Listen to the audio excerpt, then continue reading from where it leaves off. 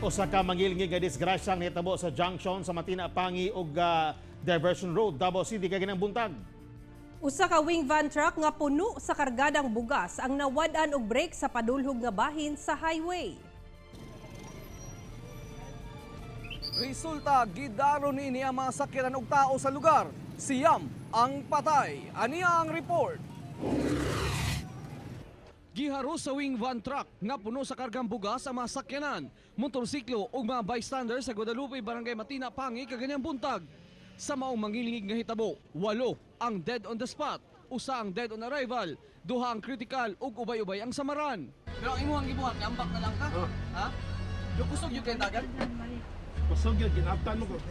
Gikan sa ibabaw nga bahin sa Carlos P. Garcia Highway, ang wing van apanawad-an kunog control ang driver ug naghaguros na paubos. Diin gipang daro ang pipila ka sakyanan ug miliko pa kini sa dalan padulong Matina Crossing kung asa daghan ang tao ug motorista ang nadamay. Itong wing van nanggaling sa Diversion Road natin ay pumasok dito sa Matina Crossing Guadalupe, kilometer 5. Na unfortunately na lose control siya dahil na lose brake siya, and so galing sa descending portion ng ating tinatawag na Diversion Road. Sa kakusog sa impact, wala na may tsura ang mga sakyanan nga daw mga latang gipisat. Grabing samad ang nahiaguman sa mga biktima nga sagad gikamatay sa uban. Ang kusog kayo, murag nawa itong brake, murag nagtimon lang siya ba? Mata to, di ang ibangga ta diha oh. Wa man gyud, dilahos man gyud siya, damay tanan lagi. Sa maong mangilig nga disgrasya nga human misulod dinhi sa padulong crossing ang maong nawad-an og preno nga truck.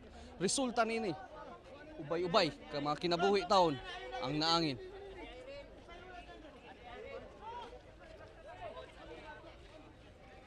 Pipila sa kabanay sa mga biktima, dili madawat ang kalit nga kamatayon sa ilang minahal sa kinabuhi.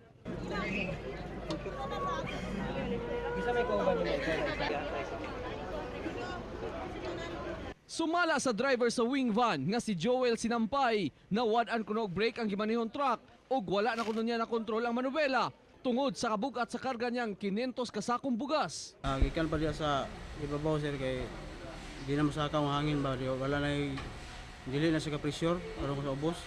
Nya bisa kun saan ako control. Dito gid siya mo padulong. Sa inisyal nga datos, siyam na ang patay, 7 ka mga sakyanan ang iyang gidaro ug dili maubos sa 4 ka motorsiklo ang natapsingan.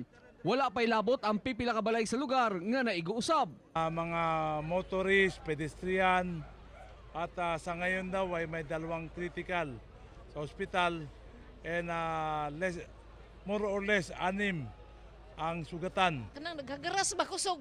Ang kulaw sa man ron unsa ron? Pagawas nimo.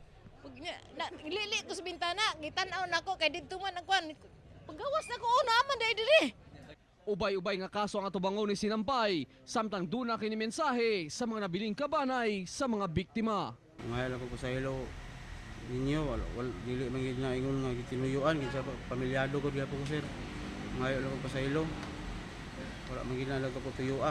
Kauban si Melchor Awing sa kamera. Ako si Real Soroche para sa One Mindanao.